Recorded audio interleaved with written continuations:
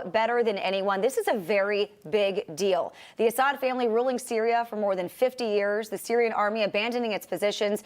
President Bashar al-Assad has fled to Moscow. What do you make of the events unfolding now in Syria, and what happens next?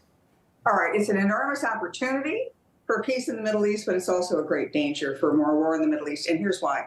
The Assad family has ruled that country for over 50 years. I was working for Henry Kissinger in 1973 and 74 when he had shuttle diplomacy after the October Arab-Israeli war. And the hardest country to deal with wasn't Israel, it wasn't Jordan, it wasn't the Saudis, it wasn't Egypt, it was Syria. And that was Hafez al-Assad, the father of Bashar al-Assad. So that's going to be the complicated one. The other countries in the region are kind of falling into place in peace in the Middle East, but not Syria. So who are these rebels? We don't know. I mean, the major group is backed by Turkey, on the NATO ally Turkey. But on the other hand, there are a lot of other groups who are sworn, at least previously, incarnations of ISIS and al-Qaeda. So which group takes over ultimately? Maybe they fight amongst themselves for a couple of years, a couple of months. Maybe, a radical Islamic type state wants to be established and those guys win out. Maybe on the other hand, the good guys win out and the people that we might be able to deal with. But the big takeaway of all of this is Iran.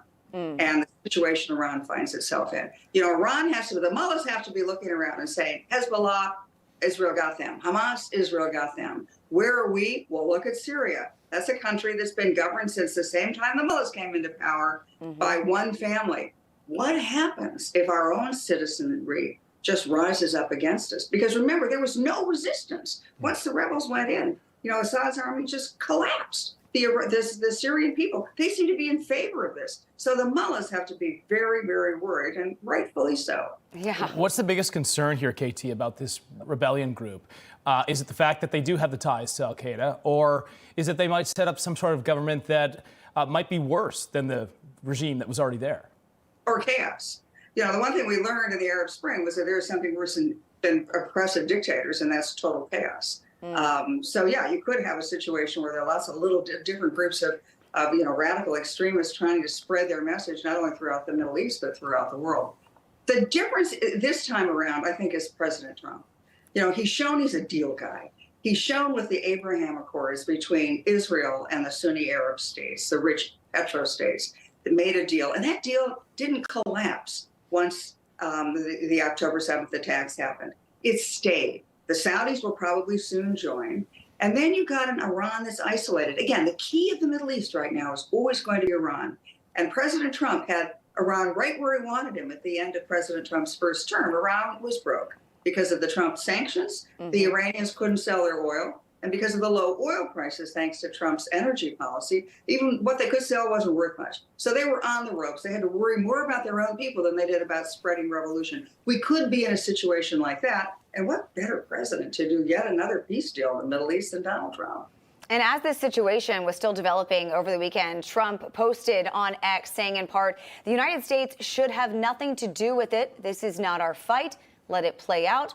Do not get involved. We know that the U.S. launched airstrikes against Islamic State targets inside Syria on Sunday after the Assad regime fell. Biden saying it's to make sure ISIS doesn't take advantage of this vacuum of power. What do you make of this and Trump's post? Joe Biden's administration has turned out to be not only the most corrupt in American history, but the most incompetent. They should just, start packing their bags and be quiet and just let President Trump get on with things, because whatever the Biden administration seems to do, they screw it up. Whether it was, in the Middle East, whether it's in Europe, whether it's in Asia, they just screw it up. And, as Barack Obama said famously about Joe Biden, never underestimate Joe Biden's ability to screw things up. So just be quiet, Biden administration. Just be on with it. And as President Trump said, let it play out. We should not be in the middle of that, trying to influence this group or that group. Let it play out. We do not belong in the middle of anybody's civil war, particularly a multi-sided civil war.